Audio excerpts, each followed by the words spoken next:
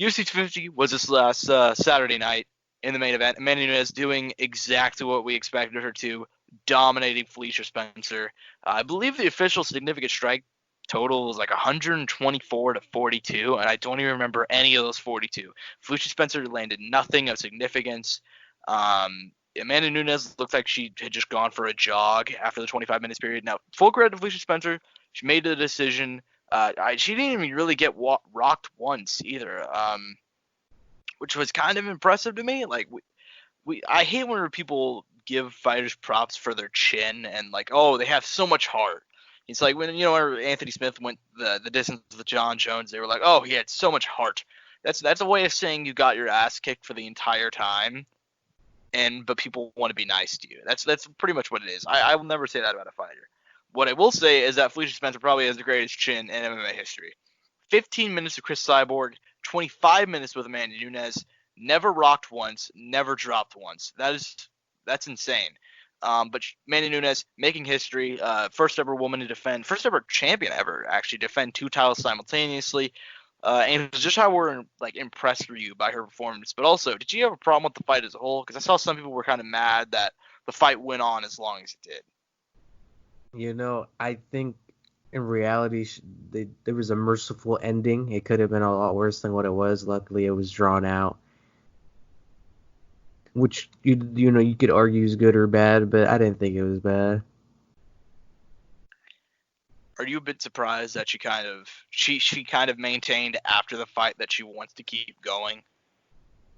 The retirement speech wasn't out of my mind fully up until that point, but I guess it's not in hers.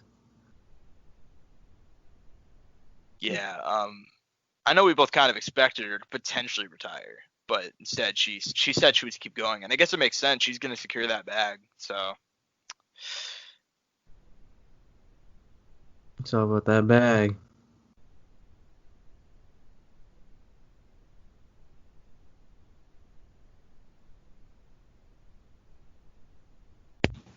Oh, technical difficulty coming inbound. So yeah, we're just gonna cut that part out. Co-main event: Cody Garbrandt knocking out Rafael Assunção. Cody put 4 years actually of losses, 4 years of knockout losses, 4 years of just being kind of disappointing following his amazing performance over Dominic Cruz. He put all of that energy into one punch, and he knocked the fuck out of Rafael Assunção. He right at the buzzer. Near the end of the second round, Cody looked really good up into that. But he was kind of, I don't want to say he was gun shy. He's just kind of darting in and out. He was landing some good leg kicks as well. He was the much quicker guy, and kind of expected that because Rafael is 37 now. But he looked calm. He looked collected. At the end of that second round, he landed just an incredible right hand, and he put Rafael Assunção to sleep. I saw the Cody Garbrandt. The rankings got released this morning. He got pushed all the way to number 4. Just how impressed were you by Cody Garbrandt's performance? I know both of us going in, we're kind of iffy on him getting the win. It was a devastating knockout. First of all, that must have been heartbreaking right at the bell. You're thinking in your head, maybe if I waited out one more second, we make it to the third, and maybe that doesn't happen, and you win it on the cards or whatever. But he just looked lighter on the feet. He didn't look stiff, and he like you said, maybe he was gun shy, but he found that shot, man, and that's the one thing he needed, and he connected, and it was lights out right there for that man. And oh boy, it wasn't the only highlight knockout of the night, but man, was that something special.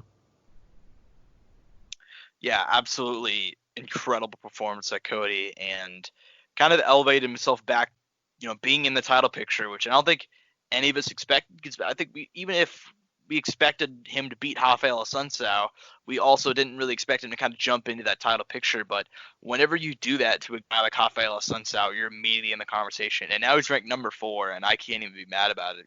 Cody Garbrandt 2.0 looked phenomenal. Moving on, the bantamweight title eliminator. The winner of this is going to get a shot at the title, which is going to be fought for 3 weeks from now. Jose Aldo and Peter Yan. Aljamain Sterling took him all of a minute to choke out Corey Sandhagen, rear naked choke, put him to sleep.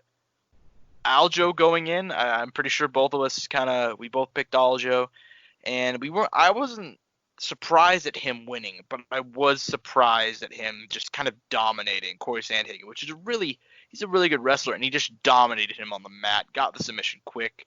Just how surprised were you by Aljo's performance?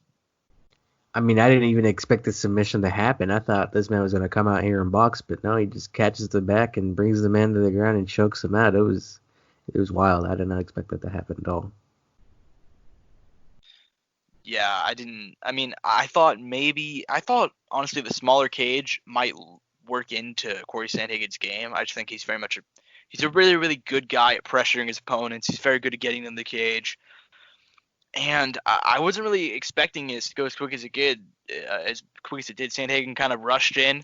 Aljo immediately slipped to the left, got the back, standing, went for the rear naked choke. Sandhagen tried to get it off him, tried to get him off. Couldn't do it. Aljo ended up getting it deeper. Sandhagen went to sleep. And he's going to be fighting for the title next. And I'm pretty sure it's kind of unanimous at this point that Aljo should probably be fighting for the title over Jose Aldo. And I love Jose Aldo. That man's one of the greatest fighters of all time. We'll talk about it as we're going to talk about the entire 251 card in a couple minutes. But goddamn, I just feel like they should have just slotted Aljamain Sterling in there, man. He deserves a shot over both those guys, honestly. Regardless, up next on the card, Neil Magny defeating Anthony Rocco Martin. This one was a bit of an iffy decision. I saw some people thought Rocco won it. I saw that some thought Neil Magny won it. First of all, who did